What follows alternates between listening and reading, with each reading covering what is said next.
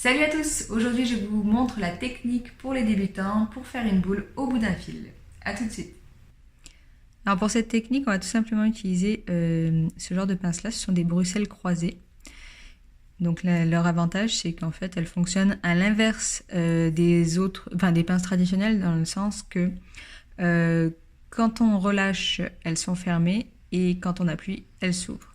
Donc en fait, on peut tenir des objets avec, du métal et tout ça sans effort, puisque voilà, on n'a pas besoin d'appuyer pour qu'elles maintiennent. Donc voilà, là je vais pouvoir maintenir mon fil avec ces pinces. Et avant de commencer, je vais aller le tremper le bout dans le flux pour que la fusion se fasse mieux. Là, je l'ai plus que trempé, mais c'est pas grave. J'aurais pu, là, je sais pas si vous voyez, il y a du flux jusque là. J'aurais pu en fait faire juste le bout, mais c'est pas grave.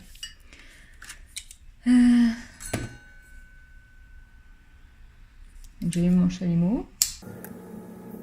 Et là, comme je veux vraiment faire fondre le bout de mon fil, je mets beaucoup d'oxygène en fait. Pour ça, je vais me mettre, en fait, je vais m'aider de la gravité. Je vais donc mettre le fil vers le bas et je vais chauffer par en dessous. Comme ça, je vais venir chauffer ici.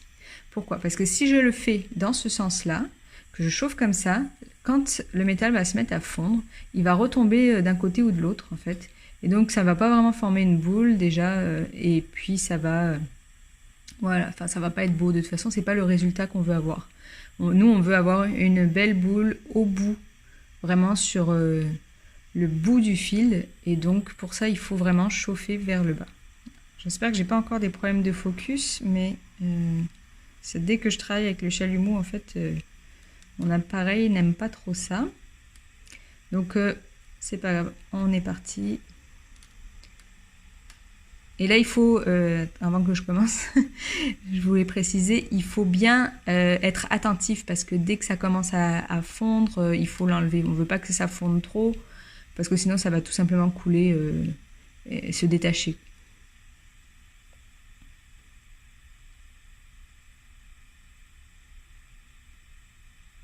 Hop, je ne sais pas si on a bien vu. Là, il y a une petite boule au bout. Je pourrais la grossir un peu plus. Hop là, voilà. Là, c'est quand même mieux. Ouais, je vais éteindre le chalumeau.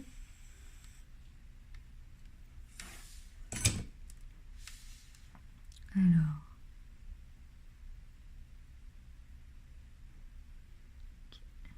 J'essaie de régler mon focus. Bon, on la voit un peu, mais ce que je vais faire, c'est que je vais la mettre dans le dérocher et je vais vous montrer le résultat après. Alors voilà, c'est sorti du dérocher et là on voit la boule au bout. Ce qu'il faut savoir avec cette technique, c'est que vous n'obtiendrez jamais une boule parfaitement lisse. Parce qu'en fait, le métal, comme il entre en fusion, avec le petit choc thermique qui se fait après quand on retire la flamme, il se fripe un peu comme dans la réticulation. Du coup, il faut aller retravailler un peu la boule, soit avec du papier emery pour la rendre bien lisse, soit avec ce genre de petites fraises là. Moi j'appelle ça des fraises cloches. Donc elles sont creuses à l'intérieur et les dents sont à l'intérieur. Et donc avec le moteur suspendu, eh bien on peut aller fraiser comme ça en bougeant. Voilà, ça c'est une façon. Et puis, donc voilà.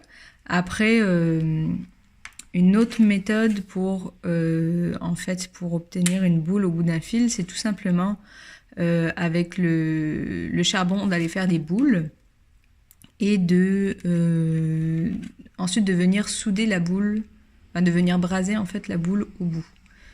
Mais ça, c'est une méthode un peu plus avancée pour les personnes qui n'ont pas encore l'habitude de faire des brasures. Peut-être que celle-là est plus simple. C'est pour ça que je dis que c'est une méthode pour débutants.